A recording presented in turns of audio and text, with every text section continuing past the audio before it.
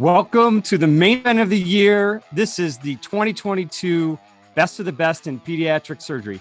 It is impossible to attend every medical meeting each year. So on April 8th, the top pediatric surgical societies in the world came together to present their top presentations of 2021. We've got PAPS, CAPS, APSA, UPSA, and IPEG. We do have a winner here. It's still moving though. It's still moving, but it looks like Optimizing Skin Antisepsis for Neonatal Surgery by Sophie Carr. Phenomenal. Great discussion. Got it right under the bell, sort of, a little over the bell. Pediatric surgeons will always kick the general surgeons' butts. We're always going to be better than you guys. IPEC doesn't need anybody to be biased. We're going to win it with 10, 8 rounds anyways. So, You're calling it in 10? You're calling it in 8 or 10?